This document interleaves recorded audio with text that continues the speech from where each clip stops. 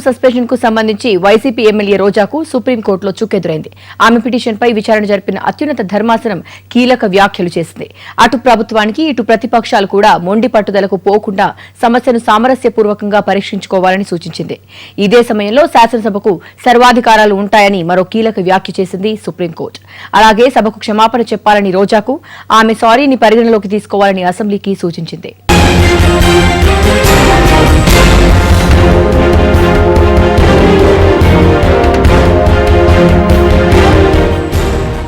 Supreme court వ్యాఖ్యలపై స్పందించారు రోజా. తనపై వచ్చిన ఆరోపణలకు వివరణ ఇచ్చేందుకు తాను సిద్ధంగా ఉన్నట్టు పేర్కొన్నారు.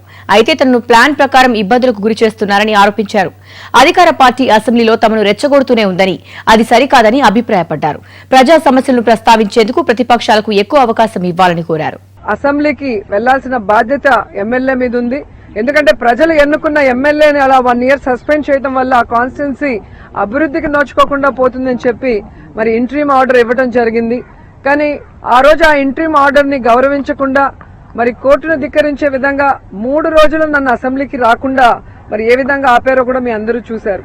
మళ్ళీ అదే కోర్టులో డివిజన్ బెంచ్ కి వెళ్ళటం, ఆ డివిజన్ బెంచ్ వెళ్ళిన రోజు నాకు మరి హెల్త్ అప్సెట్ అయ్యి ముందు రోజు మార్షల్స్ తో లాగి పడేయటం వల్ల మరి బీపీ రైజ్ అయ్యి మరి షుగర్ లెవెల్స్ డౌన్ అయ్యి హాస్పిటల్లో ఉండటం వల్ల నేను కోర్టుకు వెళ్ళలేకపోయాను. సో గవర్నమెంట్ తరఫున వచ్చిన లాయర్ ఏదైతే ఎక్స్ప్లెనేషన్ అడిగారో దాని గురించి మరి మా లాయర్ డెసిషన్ తీసుకునే అవకాశం లేకుండా పోయింది. సో అదే ఆర్గ్యుమెంట్ ఈ రోజు కూడా ఇక్కడ పిపి రావు గారు చేయడం జరిగింది. సుదీర్ఘంగా 3.5 గంటలు మరి ఏదైతే అసెంబ్లీ మెరిట్స్ మీద రూల్స్ మీద కోర్టులు ఇన్వాల్వ్ అవ్వచ్చు ఒక్కొక్కసారి అసెంబ్లీలో కనుక రూల్స్ వైలేట్ అయినప్పుడు అని చెప్పి డిస్కషన్ మొత్తం అయ్యే సమయంలో మరి గవర్నమెంట్ తరఫు లాయర్ గారు మరి ఆల్రెడీ ఆవిడకి ఆపర్చునిటీ ఇవ్వడం జరిగింది అని చెప్పారు.